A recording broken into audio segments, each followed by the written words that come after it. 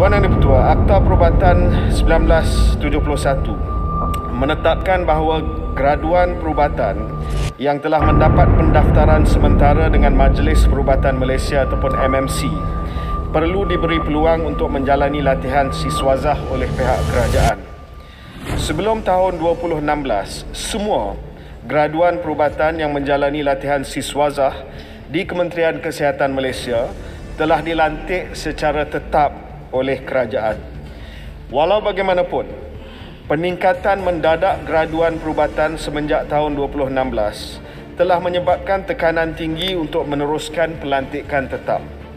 Sebagai gambaran, antara tahun 2009 hingga 2015, keluaran graduan perubatan hanya sekitar 3,000 setahun.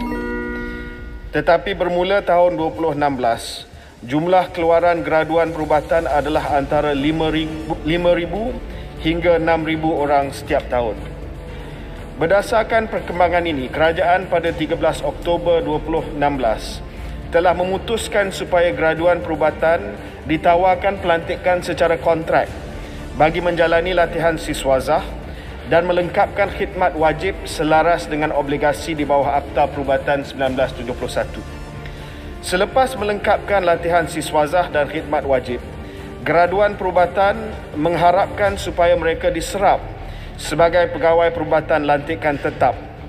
Walau bagaimanapun, berikutan pelaksanaan dasar kawalan saiz perkhidmatan awam dan kawalan perbelanjaan kewangan secara berhemah, bukan semua graduan perubatan yang melengkapkan latihan siswazah dapat dilantik secara tetap disebabkan perjawatan yang terhad. Buat masa ini, pegawai perubatan lantikan kontrak diberi emolumen yang setara dengan pegawai lantikan tetap. Daripada aspek pemberian kemudahan lain seperti kemudahan cuti, perubatan, kuartus, pinjaman kenderaan dan komputer, perkara ini diberi berdasarkan peraturan yang berkuat kuasa.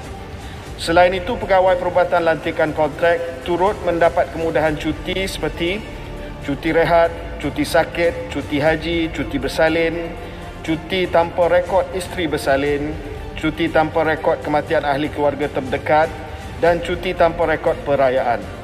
Pegawai perubatan lantikan kontrak juga telah dipanjangkan kemudahan rawatan perubatan kepada ibu bapa mulai tahun 2016. Manakala pada 14 Julai 2021, kerajaan juga telah bersetuju dengan pemanjangan cuti tugas khas perubatan, hazard leave, cuti TB serta tambang mengunjungi wilayah asal kepada pegawai perubatan lantikan kontrak. Bagi menangani masalah yang dihadapi oleh doktor kontrak, kerajaan pada 14 Julai 2021 telah bersetuju supaya pegawai perubatan lantikan kontrak yang telah melengkapkan khidmat wajib 2 tahun dilanjutkan tempoh kontrak untuk 2 tahun lagi bagi memastikan kesinambungan perkhidmatan dan membolehkan pegawai membuat persediaan bagi menyambung pengajian kepakaran. Selain itu, dalam tempoh 2 tahun lanjutan kontrak ini, sekiranya pegawai ditawarkan pengajian kepakaran, maka pegawai akan ditawarkan kontrak lanjutan selama 4 tahun lagi untuk melengkapkan pengajian kepakaran. Kerajaan juga bersetuju agar KKM dan agensi berkaitan menyediakan satu pelan komprehensif yang merangkumi tindakan jangka pendek, sederhana dan panjang bagi menangani isu doktor kontrak ini. Sehubungan dengan itu, satu jawatan kuasa khas telah ditubuhkan pada 20 Ogos 2021. Fokus keutamaan jawatan kuasa ini adalah seperti berikut. Tuan Yang Di-Pertua, saya mohon tempoh masa sikit sebab isu yang penting. Yang pertama, mengemukakan permohonan peruntukan bagi tajaan yang setara dengan hadiah latihan persekutuan kepada Kementerian Kewangan Malaysia bagi membolehkan pegawai perubatan dan pergigian kontrak mengikuti pengajian kepakaran. Yang kedua, meneliti dan mengemukakan permohonan untuk mewujudkan perjawatan tetap tambahan mengikut keperluan fasiliti kepada agensi pusat. Ketiga, meneliti strategi bagi meningkatkan lagi peluang pekerjaan dalam perkhidmatan kesihatan di kementerian dan agensi awam lain serta sektor swasta agar lebih peluang pekerjaan disediakan kepada graduan perubatan di Malaysia. Keempat, meneliti dan meminda Ketetapan sedia ada dalam Akta Perubatan 1971, Akta Pergigian dan Akta Pendaftaran Ahli Farmasi berkaitan dengan latihan siswazah dan khidmat wajib serta mekanisme pelaksanaan pengajian kepakaran yang lebih fleksibel.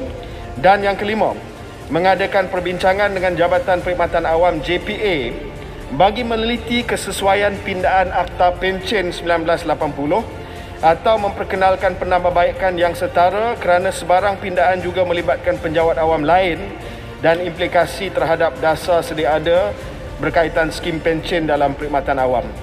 Penyediaan pelan komprehensif ini akan melibatkan penyertaan wakil JPA, perbendaharaan, unit perancangan ekonomi dan Kementerian Pengajian Tinggi serta agensi-agensi KKM untuk kita melihat kepada penyelesaian jangka masa panjang isu doktor kontrak ini. Terima kasih.